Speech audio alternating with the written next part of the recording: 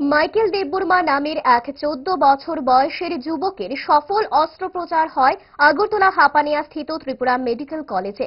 ঘটনার বিবরণে জানা যায়, মাইকেল জন্মসূত্র থেকেই তার পেটে থাকা নাড়িভুঁড়ি ওলটপালট ছিল।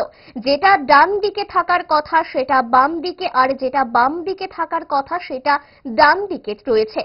এই নিয়ে 2 বছর বয়স থেকেই পেট ব্যথা এবং অন্যান্য সমস্যায় ভুগছিলেন মাইকেল। বারে বারে ডাক্তারের কাছে গেলেও কিছুই ধরতে পারেনি ডাক্তাররা।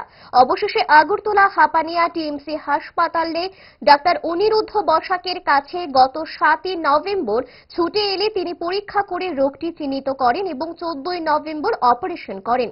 এরপর 14 নভেম্বর 3 ঘন্টার অপারেশন শেষে মাইকেলের পেটের নাড়িভুঁড়ি সঠিকভাবে সঠিক জায়গায় রেখে অপারেশন শেষ করেন।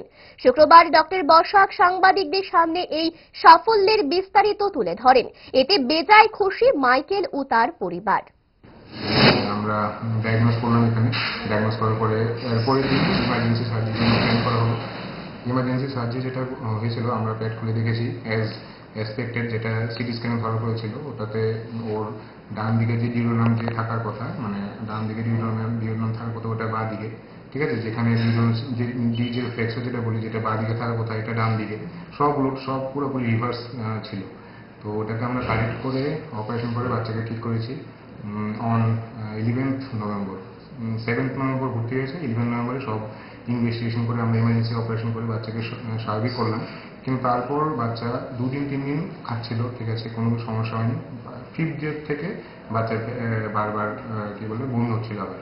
তখন এটা আমরা কি দেখলাম, আবার সিটি স্ক্যান করলাম। ওটাতে ধরা পড়লো কি পোস্ট সার্জিক্যাল অ্যাগ্রেসিভ অবস্ট্রাকশন, ঠিক আছে, যেটা খুবই কমন, সব বাচ্চাদেরই হতে পারে। Any surgical patient can develop this. তো এটা হলো, তো আমরা আবার অপারেশন করলাম 18th নভেম্বর।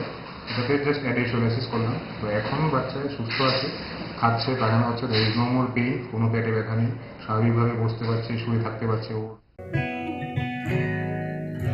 জুড়ে থাকে বাঁধন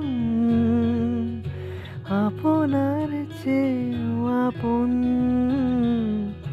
জুড়ে থাকে বাঁধন আপনার চেয়েও আপন।